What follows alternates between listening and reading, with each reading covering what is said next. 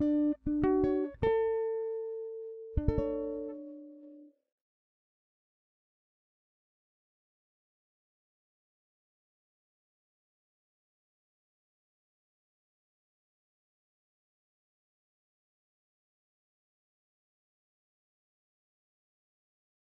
convidamos o professor Francisco Del Moral Hernandes, da Universidade Estadual Paulista. O professor Francisco vai falar sobre a tecnologia, energia, hegemonia e ideologia, seleção de temas, porte de pesquisa e constrangimento da diversidade. Bom dia a todos vocês. Bom, para mim, tenho que dizer que, inicialmente, que é uma honra estar aqui com vocês. Agradeço muito o convite. E este, na verdade, eu diria que é um quinto convite que recebo de grupos articulados a essas temáticas que a gente quer desenvolver. Temáticas que a gente poderia, talvez, enquadrar num grande guarda-chuva que a gente poderia chamar desenvolvimento social, suas técnicas, políticas e estratégias para obtê-lo, né? Então, o primeiro convite, na verdade, surgiu para participar da conferência de abertura do ENEDES, em Castanhal, no estado do Pará. Na verdade, foi um convite que me foi encaminhado pelo professor Oswaldo Cevá, a quem eu queria dedicar uma homenagem. O professor Oswaldo Cevá, engenheiro da Unicamp, geógrafo e assessor de movimentos populares, que não pôde participar daquele ENEDES e sugeriu a minha participação. Infelizmente, nós perdemos o professor Cevá no início do ano, né? Então eu queria fazer uma homenagem a isso também. Esse foi o primeiro convite. Logo em seguida surgiu um convite para eu participar de uma discussão acadêmica no Centro Acadêmico de Engenharia do curso que eu me formei na Unicamp. Depois surgiu também um convite para escrever um artigo baseado naquela conferência que eu fiz por ocasião do 11º ENEDES, escrevendo um artigo para a Revista Científica da Federal Tecnológica do Paraná. E depois, em 2015, fui convidado para 2 mesas do EREDES Norte, Encontro Regional de Engenharia e Desenvolvimento Social da região Norte, e agora surge aqui um quinto convite, né, para participar com vocês de alguma discussão aqui no NIDES, né? Então, já que eu falei um pouquinho da honra, agora eu tenho que falar também um pouco do desafio, que é falar para vocês que é um público que se caracteriza fundamentalmente com o planejamento e execução de projetos e a materialização dessas ideias, que em cada um no seu âmbito de projeto, né, materializa e quer fazer e faz aparecer, desde o momento da prancheta, vamos chamar assim, a movimentação das técnicas, ideias, articulações, que se transformam a partir de demandas reais e que se associam, claro, com a reprodução material e das condições de vida na sociedade, né? Então é um desafio para mim. Eu tenho me dedicado nos últimos anos ao acompanhamento de procedimentos de licenciamento ambiental dos chamados grandes projetos de infraestrutura. Eu tenho trabalhado essas questões nas disciplinas da Universidade de Estudo de Impacto Ambiental, Auditoria Ambiental e Licenciamento Ambiental, nas áreas também relacionadas a planejamento urbano, impactos de vizinhança, e também com poluição atmosférica, né?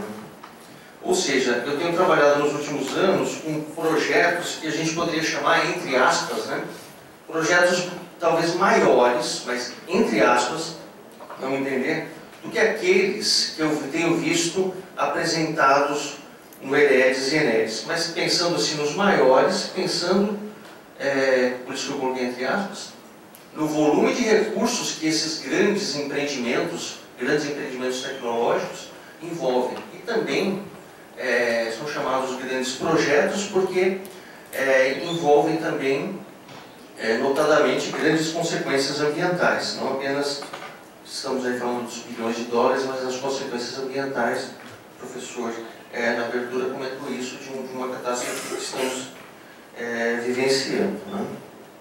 Então eu tenho acompanhado mais esses grandes projetos, que eu prefiro não chamar de grandes projetos, prefiro chamá-los de projetos em intervenção, né?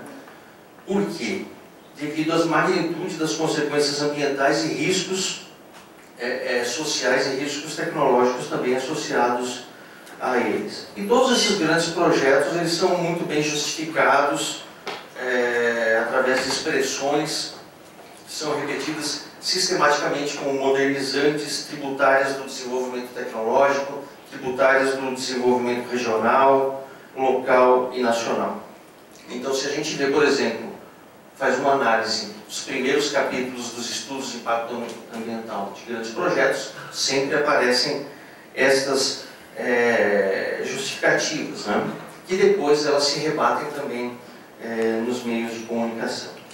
Então eu vou falar um pouco também com esse conteúdo mais do lado da ciência ambiental e das questões ambientais associadas ao que a gente vai falar. E particularmente nos últimos anos eu tenho convivido mais, tenho interagido mais com antropólogos, biólogos, sociólogos, tenho mais interagido com eles do que, por exemplo, com engenheiros, como eu sou de formação, né? Então uma coisa que me preocupa muito, que eu quero trabalhar aqui com vocês, é algo que eu venho pensando, que são esses fenômenos que se observam de captura dessas ideias que aparecem e fundamentalmente aparecem nesses encontros que a gente realiza, porque eles destoam um pouco do senso comum, vamos chamar assim, dos projetos que acabam ganhando destaque na grande imprensa, não é isso? E ganham também destaque nas figuras de financiamento das agências de pesquisa. Então vou falar um pouquinho desses fenômenos de captura, produção de hegemonia e como é que aparece, como é que vai surgindo uma espécie de invisibilização daquelas populações que reclamam, se colocam críticas, vamos dizer assim, ao modelo de desenvolvimento, ao modelo de fazer pesquisa, ao modelo de produzir projetos. O que eu chamo, assim, de resistência ou produção de contraversões daquilo que, vamos dizer assim, o modelo dominante propõe e enaltece nos meios de comunicação, etc., e mesmo no âmbito que a gente trabalha, que é no âmbito da universidade também, no âmbito da pesquisa. Então essas escolhas que a gente tem nos termos, nos conceitos, nos projetos que a gente quer desenvolver, elas não são fortuitas, elas não vêm assim do nada, né? Cada um de nós tenta, se esforça para utilizar bem os conceitos, escolher bem os conceitos e, quando preciso for, modificá-los, né? Isso é bastante importante, assim, do ponto de vista da formação do engenheiro. Eu acho que a gente tem que ter essa preocupação. A atividade científica é uma atividade que pressupõe mudanças no médio e no longo prazo. Nem tanto no curto, mas no médio e no longo prazo. Senão não é ciência, não é desenvolvimento científico, não é isso?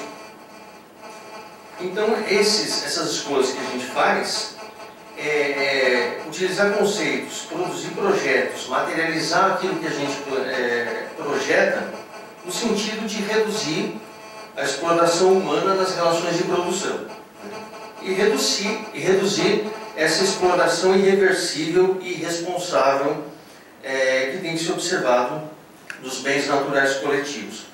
Eu estou dizendo aqui irreversível no sentido mais não no sentido ambiental, mas no sentido mesmo da experiência humana, né?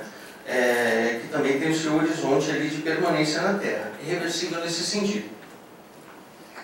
Agora, tentar modificar esses percursos, mudar uma ideologia dominante, é algo muito complicado, requer o esforço de muitas pessoas, e algo que já foi dito aqui, requer o esforço também da abertura para conhecer diversidades, outros posicionamentos críticos, não é isso? Então, tentar modificar essa visão hegemônica de como produzir projetos, desenvolver ciência, e mesmo uma visão hegemônica que existe de como a universidade, por exemplo, se relaciona com a sociedade. E a gente tem que partir de um ponto de análise, um pressuposto, é que, de fato, a gente tem um organizador primário de tudo isso que a gente está dizendo, projetos, demandas, etc., que é o sistema econômico do qual a gente acaba compartilhando. Então, o organizador primário, na verdade, é o sistema capitalista de produção. E é claro que esse sistema capitalista de produção, né, de produção de ideologia também, muitas vezes mostra sua fragilidade e inconsistência. Como, por exemplo, foi mencionado pelo professor, o caso de Mariana, ou o caso Samarco. Só que a gente tem que dizer, Samarco não, é Vale e Billington. Ou seja, já tem aí uma operação ideológica na própria divulgação de uma catástrofe ambiental de consequências seríssimas, não é isso? Então esse mal feito tecnológico, né, esse desapreço pelo controle técnico, né, também aparece nessa produção da ideologia. Quando a imprensa, por exemplo, insiste em dizer que é Samarco, mas temos os nomes aos bois. É Vale e Billington. As duas maiores, se não as duas maiores, esse conjunto aí entre as 4 maiores mineradoras do mundo, né? Então a gente se pergunta, quanto tempo irá durar discursivamente a tragédia de Mariana Billington? Essa é uma pergunta que a gente deve se fazer. Discursivamente, quanto que dura? Porque a gente já sabe, do ponto de vista da ciência ambiental e das suas previsões, de que, dependendo do parâmetro ambiental que a gente pensa, essa permanência da catástrofe Mariana, Vale Billington, durará 50 anos, 100 anos. Né? Então, algo que a gente tem que pensar na nossa formação, na utilização dos conceitos, né, e das versões de projetos que se apresentam, é quem tem a supremacia ou quem tem melhores condições de produzir e disseminar as versões. Será que a gente acredita, ainda falando do caso de Minas Gerais, será que a gente acredita mais na multa que o governo federal, através do IBAMA, aplicou, ou a gente acredita mais na anistia da dívida que daqui a alguns meses pode acontecer, né? Uma vez que os governos estão perdendo cada vez mais influência diante das grandes corporações, né? Então, diante dessa catástrofe, o Estado vai ser chamado a socorrer. Isso vai significar o quê? Desembolso de muito dinheiro público, quando antes lhe cabia, em tese, fazer o controle da atividade técnica, a fiscalização da atividade técnica, né?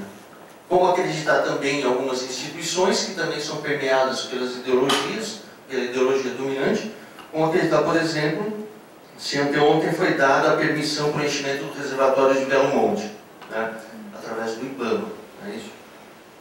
Quando que esse caso, eu acho que vocês conhecem um pouco, exibe uma lista de condições ambientais e planos não cumpridos pelo empreendedor, que é estarrecedora. Ou seja, na verdade, eu chamo aquele processo não de um processo de licenciamento ambiental, mas de um descalabro licencioso, né? Então, já falando um pouquinho sobre os conceitos que a gente utiliza e também fazendo essa conexão e a influência que os antropólogos também têm tido nas minhas últimas possibilidades de pesquisa, né? A gente tem que trabalhar e utilizar bem os conceitos, né? Nem vou falar muito sobre o termo desenvolvimento sustentável, porque isso é muito espinhoso, né? Por exemplo, a gente for pensar, desenvolvimento deve ter 4 ou 5 possibilidades de conceituação. Sustentabilidade, outras 5. Faz a combinação de 4 com 5, são muitas as possibilidades. Não vou entrar nisso. Então, vou pensar na tecnologia. Se eu não me engano, se eu não estou me equivocando, os antropólogos, eles definem, uma boa parte deles, definem tecnologia. Pode passar o slide? Define a tecnologia como um conjunto de meios materiais e cognitivos que tornam possível a persistência de uma determinada forma de vida. Eu gosto desse tipo de definição de tecnologia. Por quê? Porque se apresenta, então, para a vida real da seguinte maneira. A vida real cotidiana tem a possibilidade de criar muitas versões e muitas tecnologias. O problema problema é que surgem a prevalência de umas em relação a outras. Então aí volta aquela pergunta importante: quem tem a supremacia ou melhores condições de produzir e disseminar as versões que prevalecem e por que estas versões prevalecem, né? Então aí eu volto para o antropólogo aqui do Rio de Janeiro, que eu também gosto muito de lê-lo, né? Que ele fala que de uma maneira mais ou menos corrente, o discurso oficial interpela aqueles grupos críticos, os críticos aos modelos de desenvolvimento, e eu vou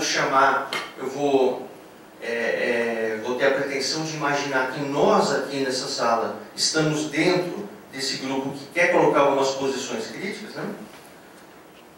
O discurso oficial interroga esses grupos críticos, projetos com envolvimento social mais profundo, com a seguinte pergunta: bom, vocês fazem a crítica, propõem algo que, por exemplo, não é tão, vamos dizer assim, tão chamativo como um grande projeto de infraestrutura. Então, o que vocês propõem no lugar? Essa é sempre a pergunta que se propõe quando a gente aparece com um projeto novo, um projeto de intervenção novo na sociedade, tentando fazer transformação, diminuir exploração, por exemplo, né? E aí o Eduardo Viveiros de Castro, esse antropólogo, ele fala assim: a ideologia dominante acaba interpelando a pessoa, o projetista, o engenheiro, um extensionista, e obriga essa pessoa, esse projeto, a responder a pergunta. Uma vez que tentamos responder essa pergunta, aí você já está participando dessa discussão, você já está envolvido, porque já existe uma maneira de você tentar tratar um problema que é posto da sociedade. E quando você é interpelado, bom, mas o que você propõe de distinto? Você tem que se justificar porque você tem algo a propor. Do ponto de vista da ciência ambiental, de problemas ambientais, aí surge uma outra pergunta, né?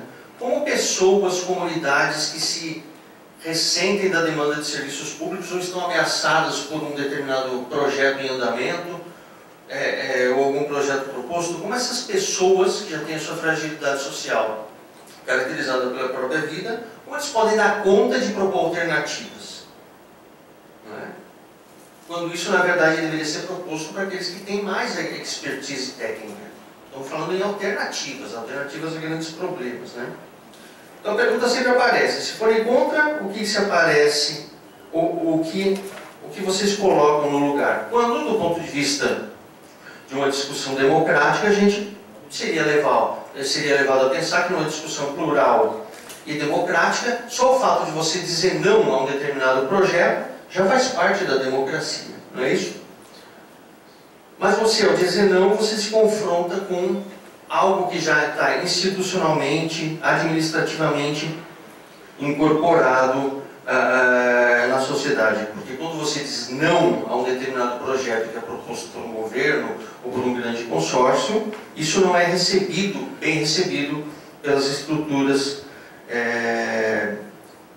institucionais, né? Mas existe sim, isso a gente observa na condução dos nossos projetos, né? Que existe um espaço de subversão, sim, quando a gente faz a crítica, e principalmente quando a gente faz a crítica, né? E tenta fazer uma crítica, colocando, por exemplo, o conhecimento científico e tecnológico que a gente dispõe bastante bem na universidade, né? Em conjunto com saberes populares, por exemplo, e demandas populares, demandas da sociedade imediatas, de médio ou longo prazo. E desse confronto saem alguns resíduos importantes. Desse conflito, às vezes é conflituoso sim, o saber mais técnico, científico, acadêmico, com o saber popular. Mas eu acho que daí a gente poderia se aproveitar desse momento de adversidade, de diálogo, inclusive, entre o saber popular, o saber da sociedade, o saber da universidade, e aí a gente cria um resíduo, na verdade, dessa conversa, que ela é dialógica, e aí a gente pode, sim, estabelecer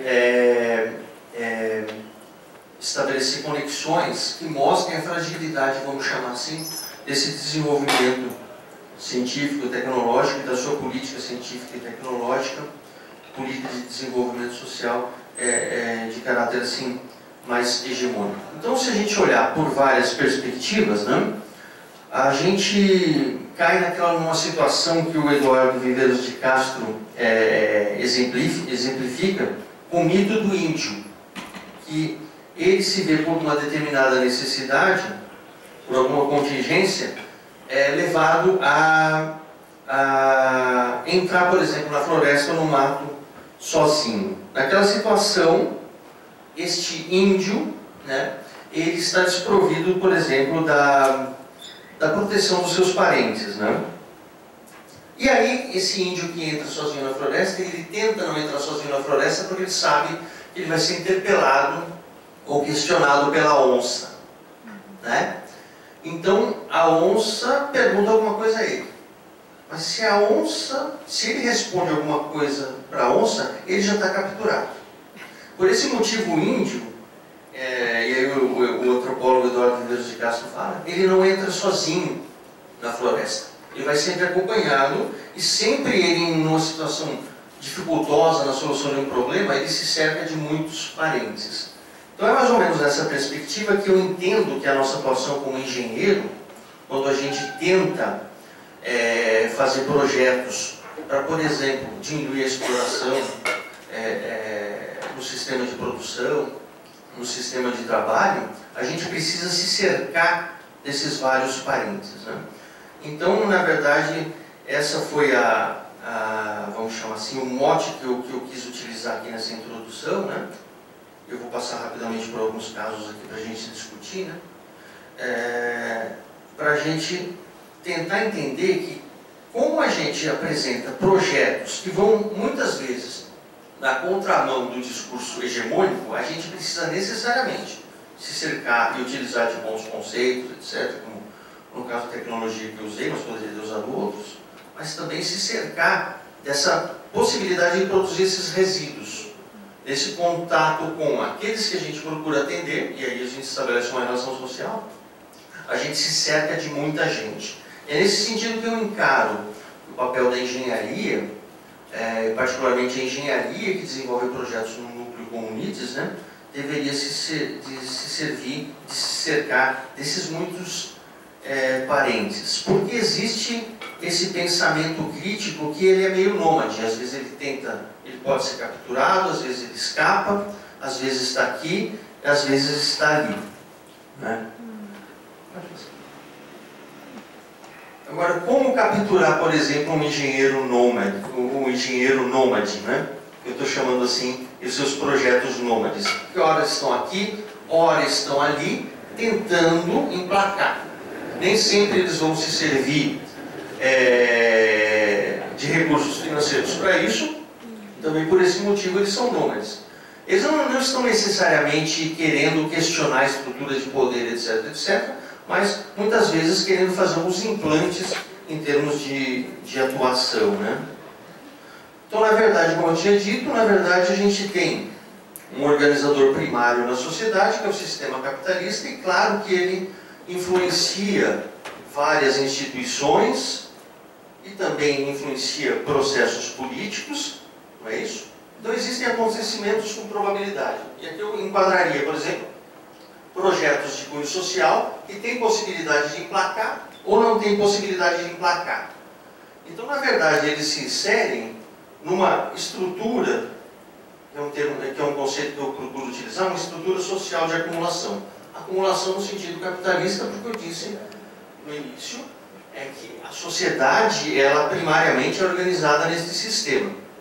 Então, as instituições, acontecimentos que fazem parte do senso comum ou não, eles também fazem parte dessa estrutura, que no final das contas, por filtros administrativos, aqui também entraria dinheiro para financiamento de projetos de pesquisa, processos políticos que produzem a versão hegemônica do que é um bom projeto, do que é um mau projeto, do que é um projeto viável ou não, acaba acontecendo em termos sociais, determinados projetos que têm probabilidade de acontecer acabam se obscurecendo nessa caixinha que eu coloquei aqui como não acontecimentos.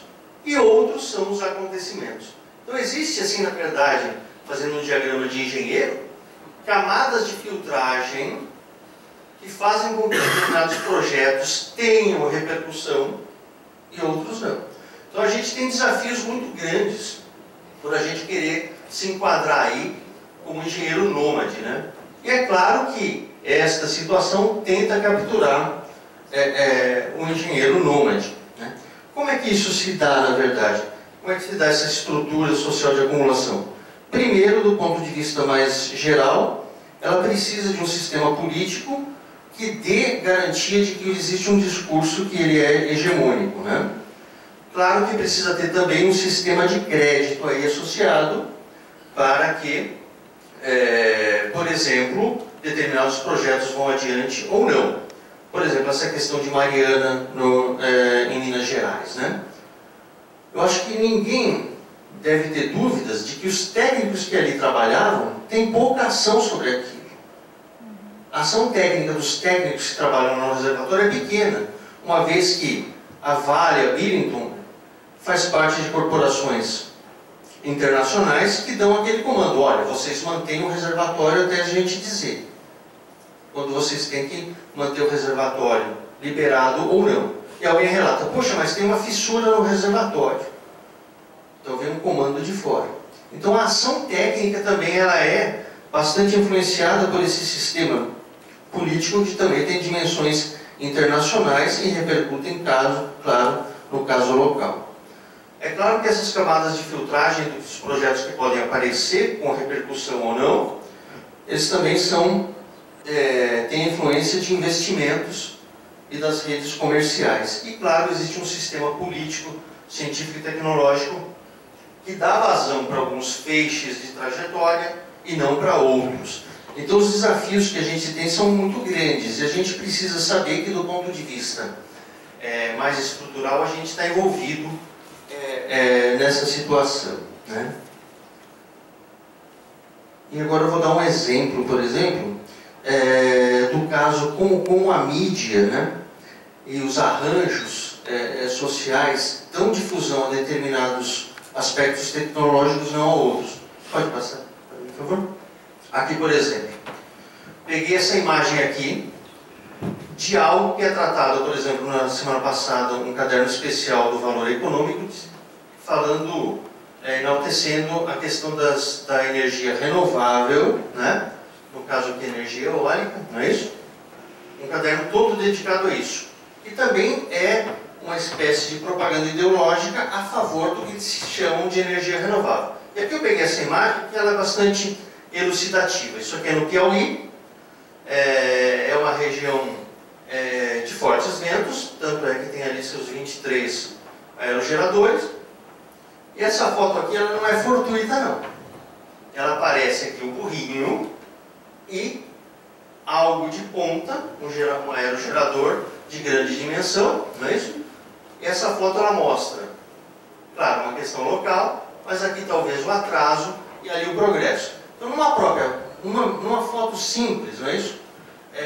Também aparece isso. Quem tirou foi o Azenha. Ele não pensou nisso quando tirou essa foto. Tenho certeza que eu acompanho bastante o blog dele, não é isso? Mas a gente observa algumas diferenças, por exemplo, entre aquela foto, aquela outra e outra. Aonde se constroem parques eólicos?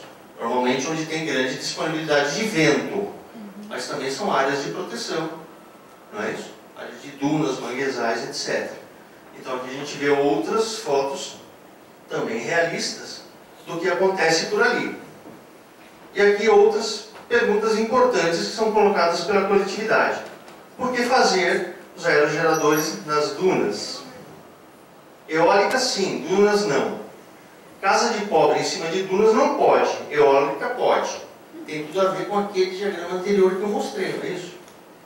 Quem tem a possibilidade de propor, enaltecer esse tipo de conversão de energia como algo, vamos dizer assim, ambientalmente razoável, não é isso? Produz bastante energia, etc. É claro que há custos ambientais associados a isso. Mostrando alguns, por exemplo, né?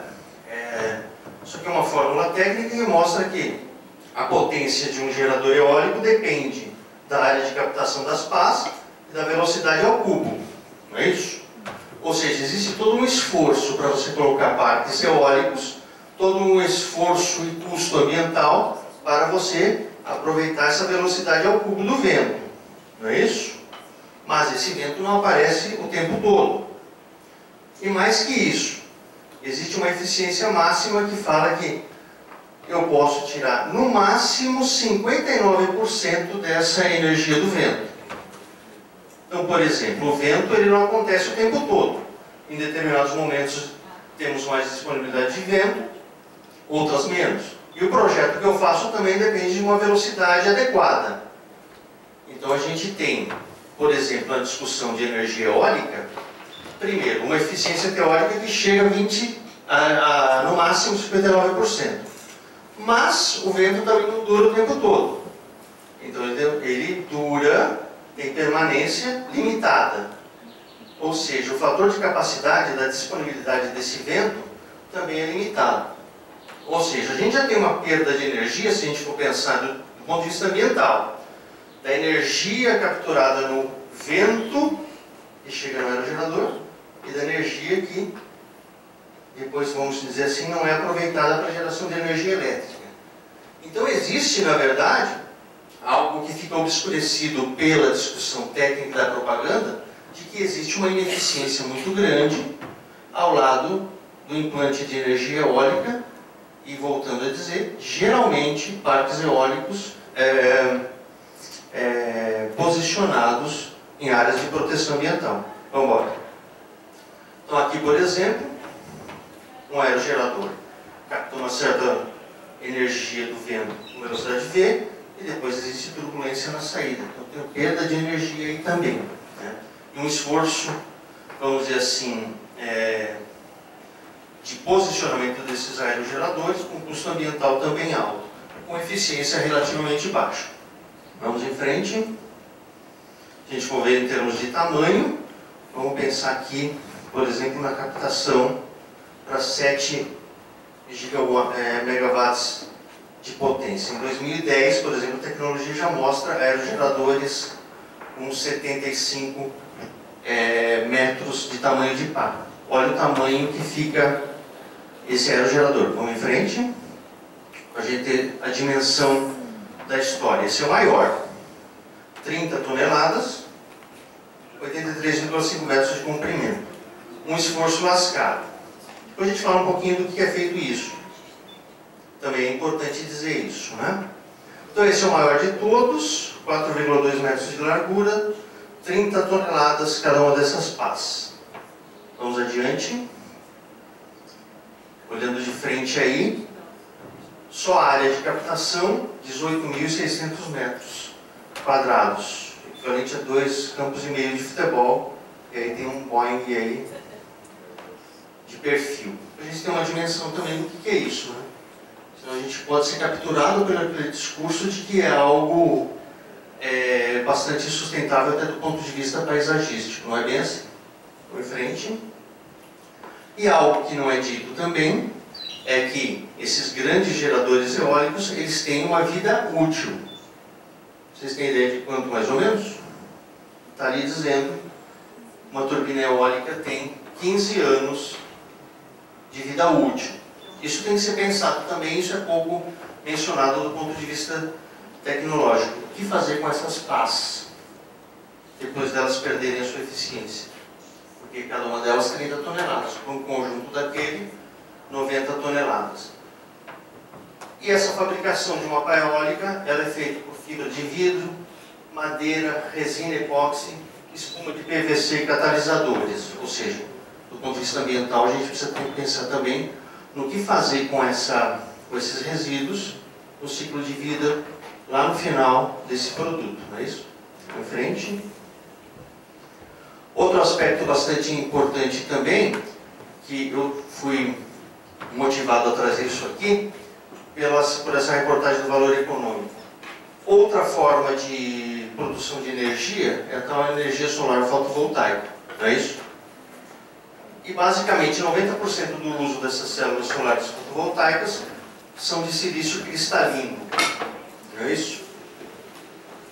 E algo que pouco se diz, mas deve ser mencionado, é que para eu produzir uma célula de silício, eu gasto uma certa quantidade de energia.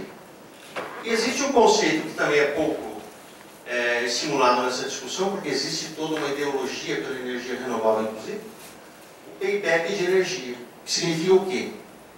Quanto tempo eu preciso colocar essa minha célula solar em uso para eu pagar a energia que eu precisei dispor para produzi-la? Ou seja, um painel solar vai, na média de 5 a 7 anos, pagar essa energia que eu gastei para produzi-la. Por quê? A mineração do silício ela é bastante complicada do ponto de vista de energia e do ambiente, né? E a gente sabe que 50% do silício é perdido nessa manufatura. E eu preciso de 10 gramas de silício para produzir, para acionar 1 watt de energia, né? Existem outras tecnologias de eficiência relativamente baixa, né? 10%.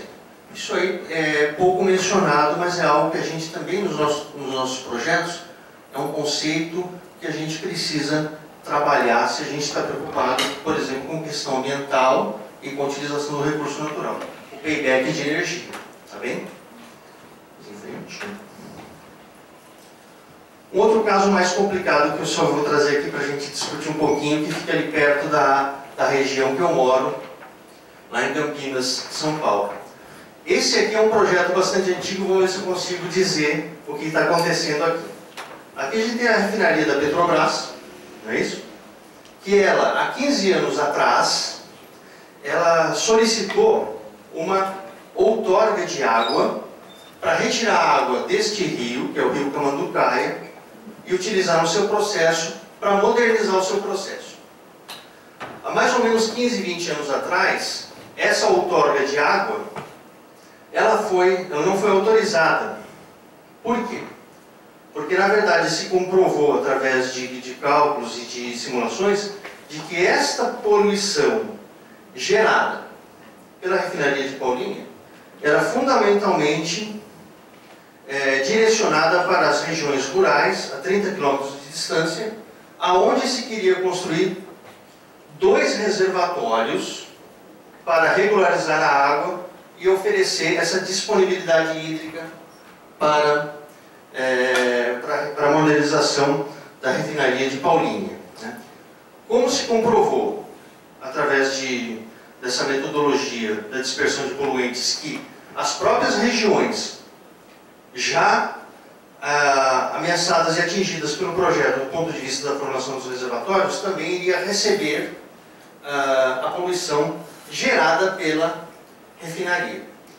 Eis que, a questão de 2 anos, surge novamente o mesmo projeto e aí está colocado um problema de engenharia para nós, especialmente a gente que está envolvido com a discussão entre engenharia e ambiente, né? Surgiu novamente esse projeto. E olha o desafio e como a possibilidade de a gente ser capturado é grande. Todos vocês sabem que a gente está vivendo a chamada crise de escassez hídrica em São Paulo.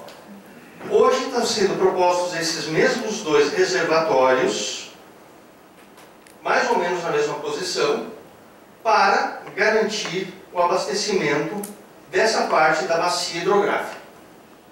Simultaneamente, este projeto agora de formação dos reservatórios também serve ao projeto de modernização da refinaria de Paulínia. E agora a justificativa da refinaria da Petrobras é de que essa quantidade adicional de água vai permitir eu reduzir a quantidade de enxofre no combustível e no efluente gasoso que é direcionado para essa região. Olha como é que a gente pode ser capturado por essa situação. Porque de fato a gente precisa mais de água? Talvez sim, não é isso? Não sei se exatamente nessa posição, esses reservatórios, mas são reservatórios de acumulação de água. É algo que, em tese, a gente poderia dizer que é positivo, não é? É positivo também eu reduzir a quantidade de enxofre no combustível? Também é. Também é. É positivo. Então olha só como é que as coisas vão se juntando. Há 20 anos atrás, a gente tinha a possibilidade de conseguir dados técnicos da Petrobras, e a gente conseguiu, de uma maneira bastante contundente por esses dados, provar que o efluente gasoso ia comprometer essa região. Olha como a conjuntura também muda. Hoje, parece impossível a gente conseguir dados, por exemplo, do sindicato, para entender como é que é esse processo de produção. Porque a conjuntura política também mudou. O sindicato que antes era antagonista da Petrobras, agora não é mais. Olha o desafio. Não é uma coisa fácil. Um grande problema que se apresenta agora também, na semana que vem eu vou ter que fazer uma reunião com o pessoal do Ministério Público, é que este reservatório aqui, ele está posicionado a 4 quilômetros da sede urbana de uma cidade bastante importante, que é a cidade de Pedreira, um polo turístico aqui e de artesanato. 4 quilômetros.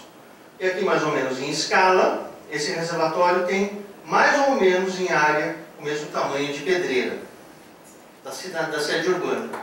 E a cidade de Pedreira é completamente encravada, construída, acomodadinha ao longo do rio. Olha só como é que a coisa aparece. Aí tem o problema de Mariana. É óbvio que a gente vai querer discutir a segurança do reservatório proposto aqui. Porque se acontecer alguma coisa aqui, essa cidade aqui está encravada ao longo do rio. Ela vai sofrer, não é isso? Esse é um caso também bastante interessante para a gente pensar como é que, mesmo a gente fazendo um discurso ou ação ambiental, a gente muitas vezes pode ser capturado pelos benefícios ambientais de um projeto gigantesco como esse. Para vocês terem uma ideia, vários grupos da Unesp receberam muito dinheiro para fazer todo o balanço hídrico aqui e também fazer vários testes sobre qualidade de água, porque existe uma transposição aqui. A água saindo desse rio é utilizada no polo petroquímico e ela é devolvida para esse outro rio. Não é isso? Então tem que ter o controle também do efluente líquido aqui. E a universidade recebeu muito dinheiro para fazer essas análises também. Olha como é que a coisa vai se misturando, não é isso? Vamos em frente. E eu acho que eu vou me deter por aqui, falar apenas desse projeto, que também é um projeto que eu queria. Isso aí foi proposto por um conjunto de 3 alunos que eu tenho, que eles vieram com uma ideia bastante interessante, né? Eles vieram com a seguinte proposta, né? Baseado no diagnóstico que eles têm, porque moram num bairro da cidade de São Paulo, que é um bairro muito carente do ponto de vista de serviços públicos, inclusive da coleta de resíduos sólidos urbanos. Também é uma região bastante, vamos dizer assim, complicada do ponto de vista da infraestrutura pública geral. Ou seja, tem poucos postos de saúde, poucas escolas, não é possível nesse bairro você trafegar à noite, passear, por exemplo. Serviços públicos bastante precários, a violência ali impera. Vieram com o seguinte projeto, identificando que existe uma grande quantidade de resíduos sólidos urbanos que não é coletada no bairro, não é isso? Por conta de que a coleta seletiva às vezes funciona, às vezes não funciona. Os moradores do bairro não têm uma educação ambiental que valorize, por exemplo, essa coleta seletiva. Então, às vezes, o caminhão passa no horário que não devia, então o que era resíduo sólido urbano orgânico, o caminhão da reciclagem passa naquele horário, né? Então é um problema, né?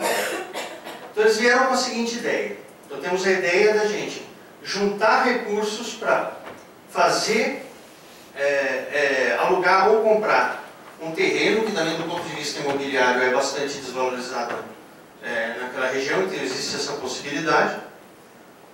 E eles, através de uma atividade cooperativa, juntar esses resíduos, não é isso? Através de uma cooperativa de reciclagem, juntar esses resíduos, não é isso? Em seguida, eles pensaram da seguinte maneira: bom, as pessoas que vão utilizar, claro, essa tecnologia, que também é chamada aqui da tecnologia do atraso, não é isso? Isso vai aparecer aqui. Carrinho sendo puxado e levando resíduos para a cooperativa, não é isso? Que benefício esse catador teria? Ele não teria de imediato um benefício econômico, em termos pecuniários, vamos dizer assim. Ele não teria dinheiro. Ele receberia através de um cartão algum bônus para produzir, para consumir produtos orgânicos plantados também numa área adquirida pelo projeto para produzir alimentos orgânicos. Ou seja, é algo bastante interessante, porque essa comunidade carente dos serviços públicos, né, a possibilidade de recuperação energética desses resíduos e recuperação material se apresenta aqui nessa proposta. Em seguida, essas pessoas que direcionariam os resíduos para cá ganhariam um bônus para produzir orgânico, para consumir orgânicos, que é algo bastante valorizado, mas certamente não é algo valorizado neste bairro, nesse conjunto de bairros. É uma proposta bastante interessante, porque coloca frente a frente a possibilidade de população que tem seus problemas de renda consumir um produto que é extremamente valorizado e caro, não é isso? Então, na verdade, aparece nesse projeto essa possível apropriação desses artefatos com desvio de função, ou seja, o que era lixo, o resíduo, deixa de ser, né? Parece ser bastante interessante.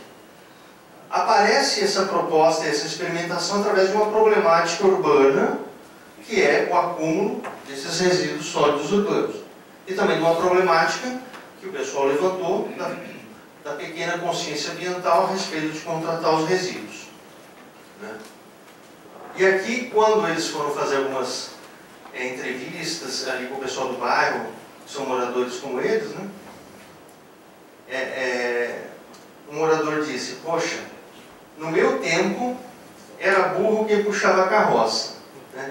Então eles identificaram que essa paisagem vai reaparecer no bairro, né?